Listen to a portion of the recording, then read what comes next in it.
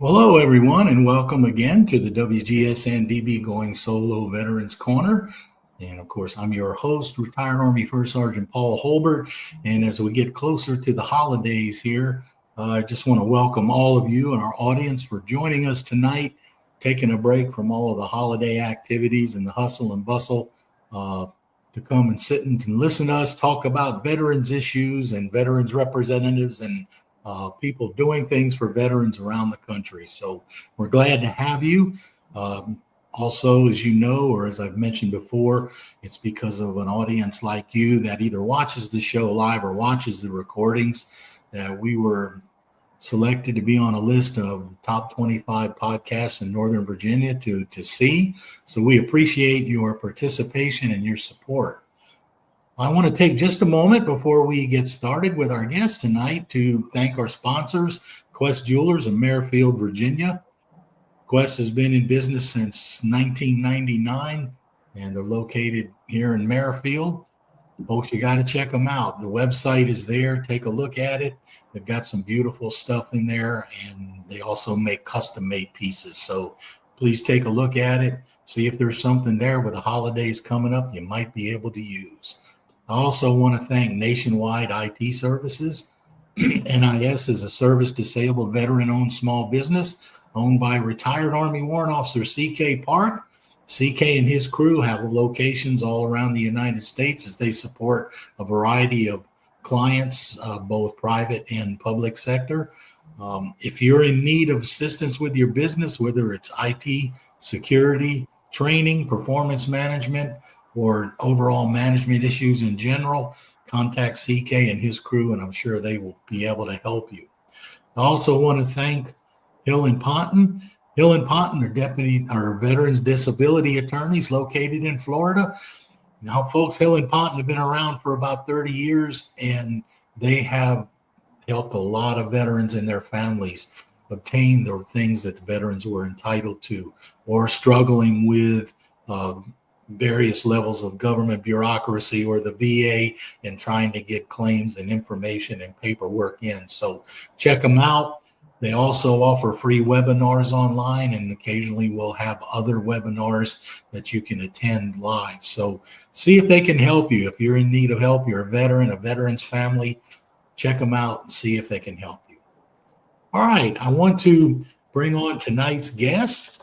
And tonight I want to welcome Daniel Kilburn. Daniel is an old Army sergeant like myself, a sergeant first class, who first entered the service was in 1979, I think it was, Dan, and served not only as an infantryman, but also got to do stint as a drill sergeant, which I'm sure you enjoyed, and also was an instructor in various courses, BNOC, ANOC, and some of the other NCO courses during his time in the Army.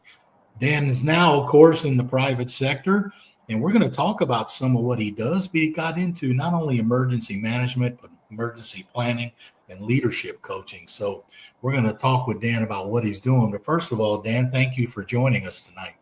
Well, thank you very much, Paul, for having me here. I'm truly grateful that you've reached out to me so I can share my message with your audience. Yeah, it's good to have you. And I hope is it okay if I call you Dan, or do you always go by Daniel? Dan's fine. Okay. All right. Yeah, I wanted to make sure. I called you Dan. I said, I want to make sure it's okay. So tell us a little bit, Dan, how did you go into the service? Because you went in about a year before I did. And of course, Vietnam was well over with by a few years. Well, so what was it that kind of prompted your entry into the military? Well, the majority of my uncles were prior service. They served in Korea, Bay of Pigs, World War II. At the time I went in, I was 17 years old in 3 days. I just turned 17, and I had my mom sign the document. Now, the reason I went in, the majority is I was being raised by a single mother, me and my sister and I. And I had firsthand experience of the drama and trauma she was going through trying to raise us. Yeah. So I chose to do something so she wouldn't have to worry about me. And that's the primary reason I went in the military. So my mom could focus Yeah. on my sister. Yeah. You know what? I mean, hey, I can understand growing up through high school, late junior high and high school. I was raised by a single mom as well. And I often look back and reflect on, how I saw how hard my mom worked to try and, raise me and my two brothers, because there were three of us. Right. And she was a single mom, and yeah, it was rough. So I can completely understand what you're saying. I mean, I understand how you feel. So you went in '79 at Right. the I age. went in 1979, 101st Airborne. I was in the 327th Infantry Regiment, and Vietnam was still going on. So I went to basic training at Fort Ord in Monterey, California, and then I went straight to my unit. I didn't go through your traditional AIT, Advanced Infantry Training. Hmm, At the time, the 101st basically had just come back from Vietnam, and they were rebuilding.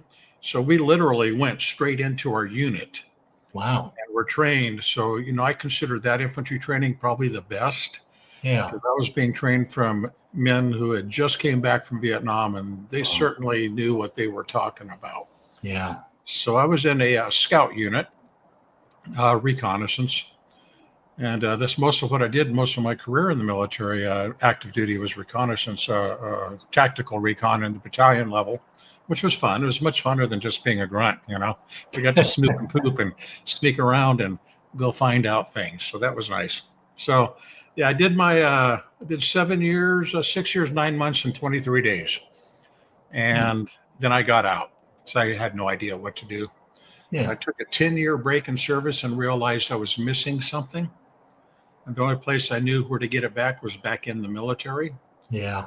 So instead of going back on active duty, because my wife at the time was certainly not an active duty type of woman, I did my homework and I searched around. I lived in California at the time, still in Monterey Bay Area, and found a drill sergeant unit. That was the closest thing to what I do as an infantryman because I wasn't going to be an MP, wasn't going to be a truck driver, certainly wasn't going to be in the medical field or Yeah. logistics or admin. So I decided I'm going to be a drill sergeant. And so that's the next half of my or the major part of my military career took me to. Yeah, so you became a drill sergeant, and then of course that led you later on to become a military instructor as well, teaching other Absolutely, yes. NCOs, and that I know that especially being a drill sergeant, I'm sure that was really rewarding, and it's kind of funny because um, during my first tour in Europe, I was a member of Second Armored Cav. Okay. We got back from Desert Storm, and my first sergeant finally cajoled me into taking a nomination for the Sergeant Morales Club. Okay. And so I went through everything, um, made it through the Corps board, got inducted. At the induction ceremony, there I am at the little party afterwards. And I saw this guy standing there, and I recognized from the shape of his head, believe it or not, it was one of my drill sergeants from Fort Sill way back in 1980.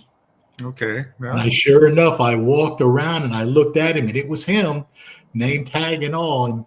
And of course, I introduced myself to him, and he told me, and I'm sure you probably have had this feeling too. He said, it's really wonderful to see a young soldier that I trained go on to have a career like you're having. It was a point of pride for him. Well, absolutely. And I'm sure you felt that. Throughout my military career, I'd be on different military posts around the country, and some random young man would walk up to me, Drill Sergeant Kilburn. I'm going, yeah, that's me. Who are you? I mean, Yeah. I hate to say it, but I've trained probably 15. You can't remember all those people. No, 15 plus thousand. But the unique thing is they remembered me. Yep. So obviously I gave them something that they could take and build on it. And throughout my career, I discovered a large portion of my desire to do what I did is because a lot of people don't know it. If you're not in the military, you don't know. We're a very thin green line. Yeah. A lot of people don't understand that, but currently, and this is not some OPSEC thing. You can look it up yourself. There's basically 3 million people in the entire military in our country. And that's it. That's not a lot of people. Yeah. And I discovered that throughout the course of my career, I was preparing these young men and women to fight next to me Mm-hmm. in some place we'd probably rather not be. So I took a whole different attitude and different aspect of how I was training these young men and women, because the bottom line was at some point in time, someday, it is possible that we might be shoulder to shoulder fighting for our lives. Yeah. So I took that attitude into my training. Sure. That's how I lifted up these young men and women, knowing that that was a distinct possibility. Well, I can completely understand that, because having spent time as a military instructor myself, you feel kind of a sense of pride of what you're doing, especially when your students or your trainees succeed. So I can completely understand that. But, it's notable. I mean, the reason you entering the service was to help your mom and help your family. And, it just kind of goes to show, I think, that you were ready to put up sacrifice even before you entered the military. So, and that's part of military service is, that sacrifice. So, I want to thank you for that. Definitely. Well, I thank you. I'm grateful for that. But you know what? I never even thought about it like that. Yeah. It wasn't like I'm sacrificing anything. Yeah. As a matter of fact, I was looking at it like I'm doing the right thing. Yes. That's the way I looked at it. Yeah. Yeah. I mean, I just mean that for someone from the outside looking, they would look at that as maybe a sacrifice, that you gave up something else that you might have thought about doing for your family. So That's true. Yeah. So when I say sacrificed, I know you didn't consider it that, but I think some other people might. So, I mean, it's a noble way to start your military career, I guess I could say. So, yeah, go ahead. What you bring up there is actually a learning point that hopefully your audience will pick up on. When we say yes to something, we're saying no to something else. Yes. Yep. And when we say no to something, we are also saying yes to something else. Yeah. So it's up to us at some point in time to really drill down and discover what we want out of life. Yeah. That way we won't get the things we don't want, and we will get the things we do want. And my military background has helped me get a lot of things I probably would not have been able to accomplish if I wasn't in the military. Yeah. Yeah. I mean, and we're going to talk about this in a little while, but, one of the books you wrote on disaster planning and then co-authored a couple of other books, and we'll talk about those. I mean, you look at where you start and where you go during the journey and then where you end up. And sometimes it's amazing to look back, isn't it, though? No, that's true. Absolutely, it is. Absolutely. So you spend all that time in the military and were an instructor for senior NCOs. And I know you were telling me that, because I did ask you, how did you go from the military to get into emergency planning or emergency preparedness? And you mentioned an earthquake in California. Tell us a little bit more about that. Well, okay, I'll give you the Reader's Digest version here. Okay. It was before I went back in the military. I was out. It was 89, the Loma Prieta earthquake in 1989. I was living in Monterey, California. I was an all-around cook in a private school. And I remember it's dinner time.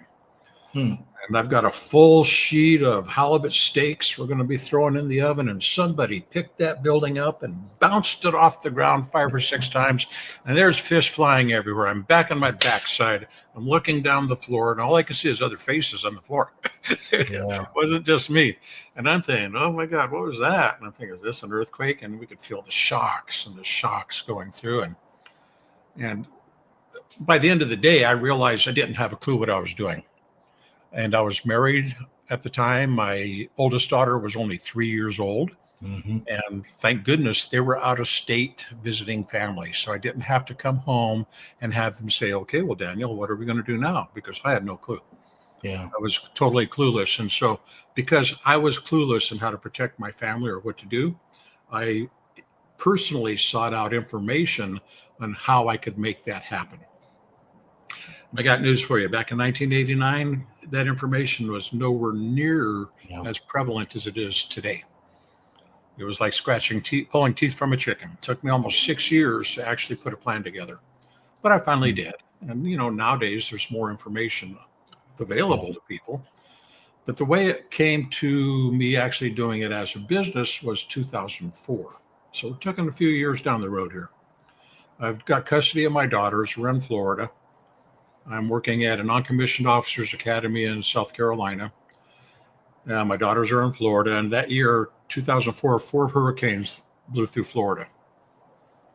And I get a phone call from my oldest daughter. She says, Daddy, you're not going to believe this. There's these guys having fist fights in the Publix grocery store over gallons of water. I'm saying, okay, well, don't they know that they live in Florida and there's hurricanes and they should be prepared? Yeah. And I realized, well, they probably aren't thinking about it and they're not prepared. And then I said, well, I'm Drill Sergeant Dan. I'm non-commissioned officer instructor Dan. I've been trained by FEMA, CDC, National Fire Prevention people. I can train these people. And that's when I started putting a working project together to start instructing people on disaster management planning. That's how that really started. Yeah. It wasn't until 2016 when I really finally launched it. Yeah, it's just kind of amazing to listen to how, and you're not the only veteran I've had on here that, their career started one way or, they got out of the military, wasn't quite 100% sure what they wanted to do. And then, something happened, just like what happened to you, that really put them in that direction. So you've been doing the emergency management leadership since what year was it? You said you really got going? Well, as a business, 2016. However, prior to that, I was, engaging with my family, my friends, my loved ones, teaching them what I knew. And for those of you who instruct and teach, that you learn more when you're teaching somebody, And so I started gathering a lot more information and tools, techniques, and procedures we could use. And that's where I'm at today. Yeah, so and we're gonna get into that here in just a few minutes. I want to talk a little bit about what you're doing. But I know that, and let me put this up while we're talking about it, folks in the audience. Dan has several websites, danielkilburn.com. There's another one up there, the emergencyactionplan.com. You can go to the sites. There's a lot of information on there, a lot of good information about some of the other things Dan is doing we're going to talk about. But we're going to take just a short break. And when we come back on the other side, we'll continue talking with Dan about his emergency action planning services that he provides and his leadership training. So we'll be right back.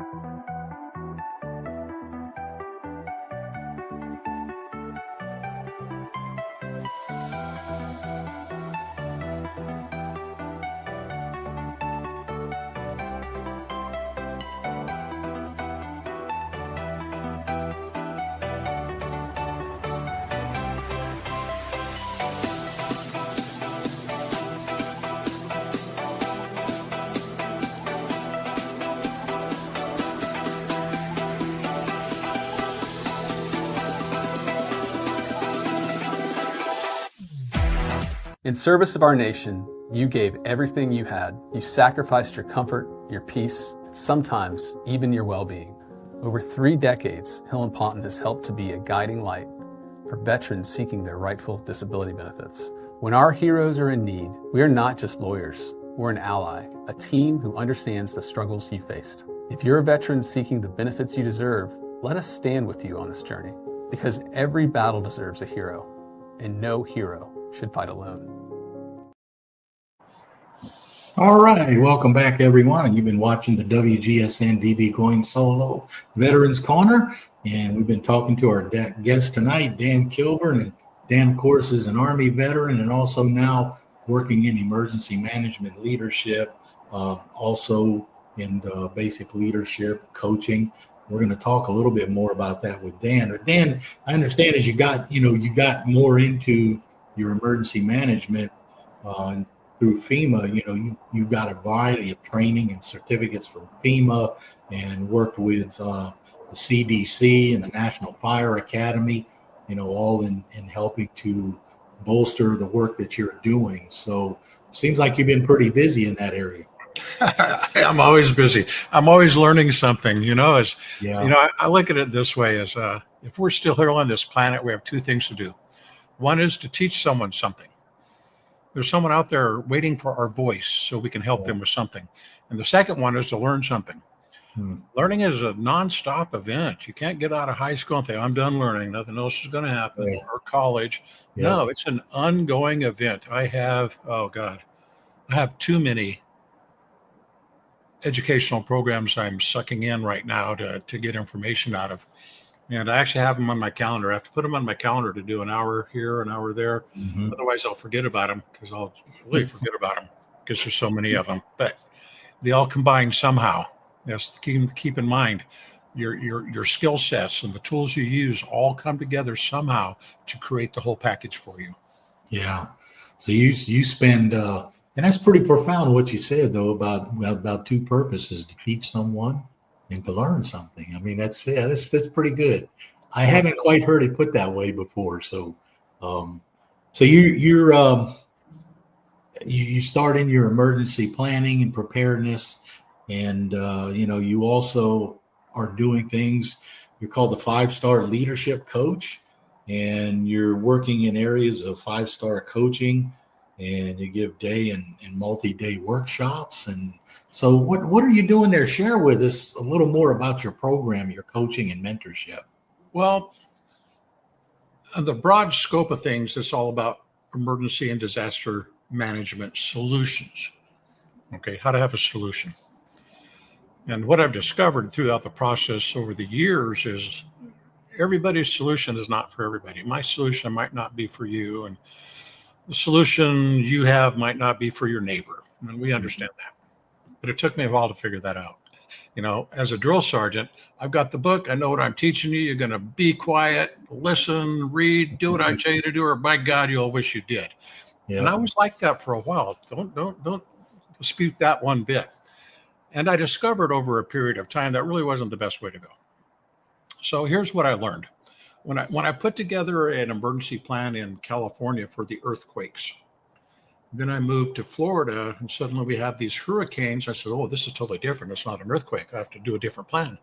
Yeah. And in some levels you do. You have to have a little bit of difference for a wildfire, an earthquake, a hurricane, tornadoes. There's some minor differences. But what I discovered, the majority of the plan is identical.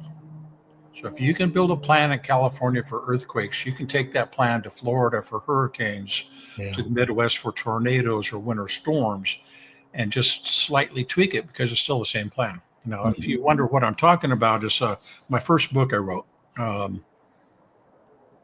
Family Urban Disaster Planning. It's about 4 things: food, water, shelter, and sanitation. It doesn't matter what your disaster or emergency is. You need a shelter over your head. You need food to eat. You need water. And when I say sanitation, I'm not just talking about washing your hands. You got to go poo or pee at some point. Okay. Yeah. And so I discovered, well, there's a lot of commonalities here. So now we can just work on things. But getting back to the original question is when I'm talking to people, I can't necessarily just throw a semester semesters worth of information in their lap and get them to follow the bouncing ball. It's not going to work. So we'll have a conversation. I'll do what I call my DEP assessment, my disaster emergency planning assessment. There's a series of questions. They're simple. Do you have a plan? Do you have food? Do you have water? Are you going to take care of your kids? Do you have an evacuation zone? Or do you know how to get out of town?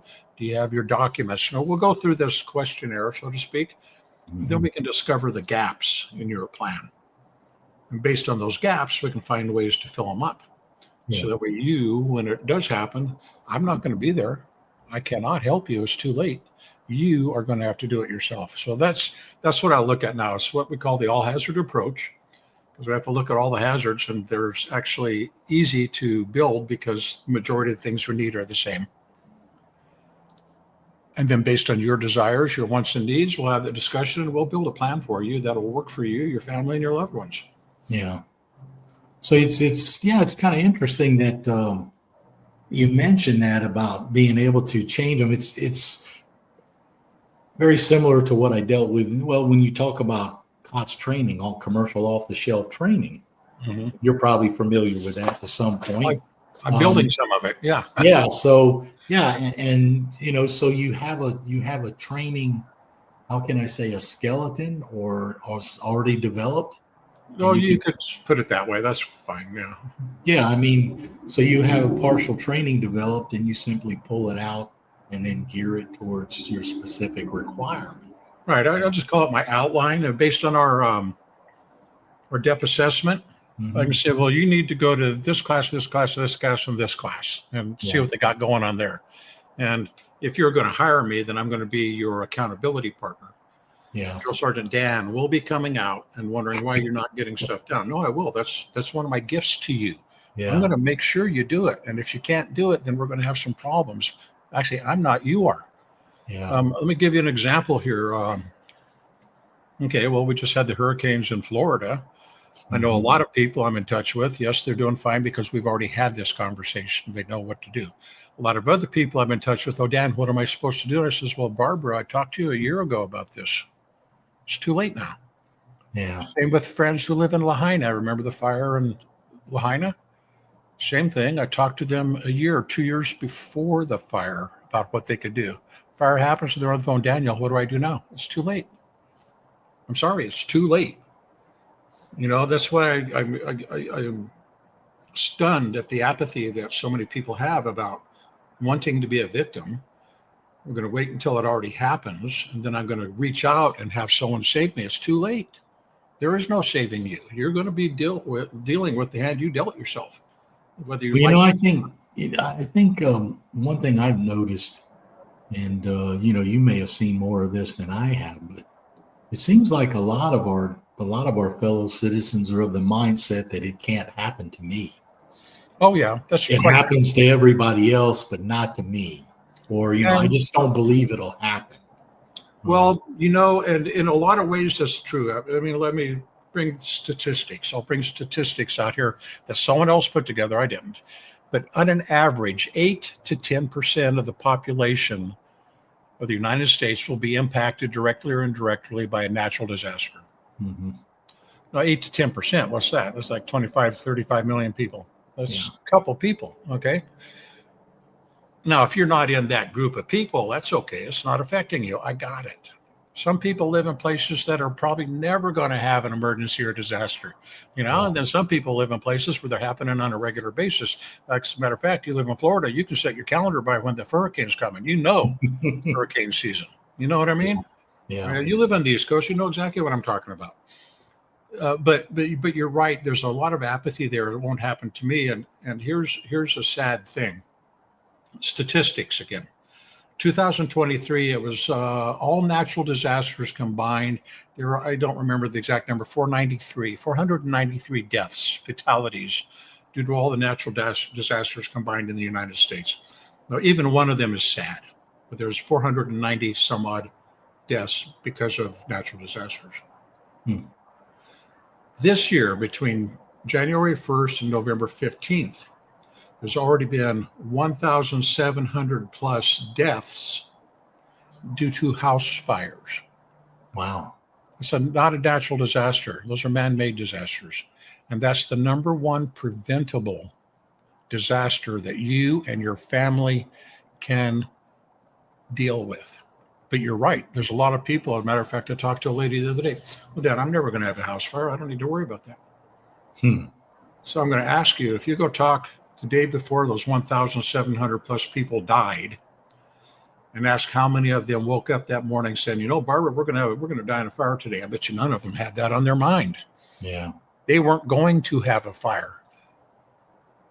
Yeah. But the facts are different. So that's why I still do what I do. And I'm trying to reach those people that'll suddenly wake up and say, well, maybe I can do something. And it's good. If you never need it, that's fine. You still gain from it, even if you never need it and you never use it. You learn about your community. You learn about your family. You build leadership, communications within your family and your structure. You raise your children up to think about things that could harm them without being anxious and the fear factoring.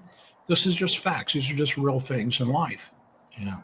So even if nothing ever happens, which is exactly what I want to happen to you, is nothing. So I want to... You still gain from it. Yeah. So I want to just ask you a question on the lighter side of this, because what you're talking about is, of course, very serious. And we never really know what we're going to encounter when it's going to come. But I have to ask you, you call yourself Drill Sergeant Dan. So when you show up there to check these people out, are you still wearing your campaign hat? Well, I don't personally put it on, but yep, I'm still wearing it. I have just not physically, right? That persona is still there. That hat still sits right across my head. Now, we still get down with the brim of that hat right on your nose. Yeah, I remember that. They say once a drill sergeant, always, it's just like a first sergeant. They told me when I was a first sergeant, once a first sergeant, always a first sergeant. So yeah. So you mainly spend your coaching, your teaching is mainly geared toward, because like I said, I know you have your 5-star coaching, you have your multi-day workshops that you do that's available on your site, people can take a look at. So is it geared specifically or more towards the emergency planning and emergency preparedness? Because I know you do some leadership and coaching, or is that kind of wrapped in towards your major theme? Well, if we're to look at, let's just take couple different buckets here. If we just take the disaster bucket, we've got our food or water or shelter, sanitation, communications, evacuations, and a plethora of things there. Mm-hmm. But what we don't have in that bucket are the other skills that we need to make them happen. That's our leadership and our communications. So I teach them separately. Okay. But I combine them. Does that make sense? Yeah. If you're going to go through a disaster management plan with me, I would put you through my leadership course. I would put you through the communications course, because you need to talk to your family and your loved ones. Yeah. I had a woman say, well, I don't know how to talk to them. I don't know what to say. I'm going to make them anxious. I'm going to make them upset. I says, well, do you love them? So of course I do. Well, tell them that. Tell them this is why we're having this conversation, because I love you. And I want you to move forward, because I will not be here. I understand this a long time ago. When I, 18 years old, 17, 18, when I became an infantryman, 101st Airborne, Lieutenant Lubers, who was our platoon leader, the second lieutenant, airborne ranger, pathfinder, we had the whole rack, right? Yeah. Yeah. He told us all, every one of us has a name with our bullet on it. Every one of us has a bullet with our name on it. Yeah. Every one of us will die someday, some way. And it's going to be up to us how that happens. So I know that the day will come when I am no longer here to teach, train, or support anybody. So therefore, I'm passionate about doing it now to get that information to people so that they can take the mantle and move forward after I'm gone. Yeah, so and I'm going to ask Cece if she would to put your websites back up for us. So folks can reach out to the danielkilburn.com and the emergencyactionplanning.com and find out more about what you do and what's available and how you can help them. So are you fairly quick to respond, or how busy are you? What can they expect if they contact Well, if you? somebody emails me, I'll be right on it. That's for sure. If Okay. it goes through several series of systems, like I do a Yeah. lot of Facebook posts and Instagrams, and it might take me a day or two to get back to them because I'm not always on social media. I do use social media. That doesn't mean I'm always on it. But the DanielKilburn.com is basically about hiring me. These are some of the things I do. The emergency action planning I recommend everybody go to because this is basically a blog where I'm Yeah. teaching stuff on a regular basis. Yeah. Okay.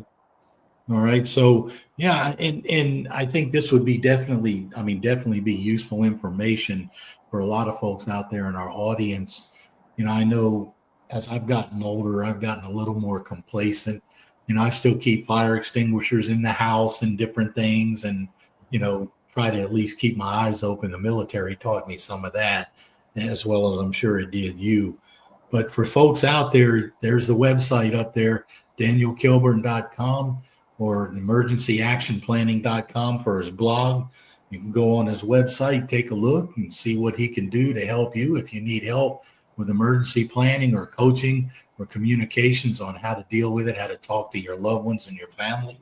And Dan, I got to tell you, this is the first time that I've had someone on with a subject specifically like this, dealing with this with families and friends. So, I do want to tell you how much I appreciate that. But I want to ask you as we get ready to close the show, if you had one message that you could convey to the audience, what would it be? Well, my message changes a lot, but my message today is house fires. I mentioned that earlier, that we have more deaths every year due to house fires than all natural disasters. Now, one reason this is important during the winter months, the holiday season, we have more house fires because it's cold outside. We've got things burning. We've got Christmas trees getting dry, sitting next to the fireplace. We have kitchen fires. We have all these things going on. So my message today is come join me for my upcoming holiday house fire webinar in December and learn some tools and tricks you can use to protect your family and your loved ones. Okay. What date was that? That's have the it in front of you? 14th. That's going to be on December 14th. Okay. And if you want to register, you can go to eapready.com. That's like a parking spot. EAP is an emergency action planning. Ready.com. It'll take you to the landing page. It's a free training. It doesn't cost anything. I did one in October for general fire safety. I just finished one this month for kitchen fire safety. And the December one is going to be for Christmas trees and candles and stuff like that. Okay. Yeah, it's good message, especially this time of year, because you always hear about tree fires and, fires in the home from all the electrical stuff being used. Well, Dan, I got to tell you, I really appreciate you taking the time to join us tonight. And again, for the audience out there, if you want to hear more about what Dan is doing, check out those websites and the EAP.com, you said. EAPready.com for thank you. EAPready.com. So you can go out and take a look at the landing page, right? Okay. And we thank you so much, Dan, for taking the time to join us this evening. And as with you and our other service members and veterans in our audience, we thank you so much for your service to the country and your continued work in what you're doing. For our audience tonight, remember, we want to make sure that you do get some information. And even if you can't do it this year, keep this in mind. When you look at this, there's an organization called taps.org. And TAPS is involved in what we've learned to call Friendsgiving. And they specifically gear those towards military veterans and their families. So whether you're a military family who would like to host, or you just want to be able to reach out to a military family and you're not involved with the military, you can get in touch with taps.org, tapstogethers at taps.org, and check them out. Check out their program. They'll tell you how you can get involved in hosting a Friendsgiving and hosting, especially those geared towards veterans and soldiers and their families in need. So check it out. Even if you couldn't do it this year, check it out for next year. Keep the information handy. I also want to thank the audience for joining us tonight. Veterans, thank you again so much for your service. We hope that you will join us next time on the Going Solo new streaming network at our Veterans Corner, and we hope to see you on our next show. All right. And thank you, Paul, for having me here. I'm truly grateful that you let me join you today and let my voice be heard.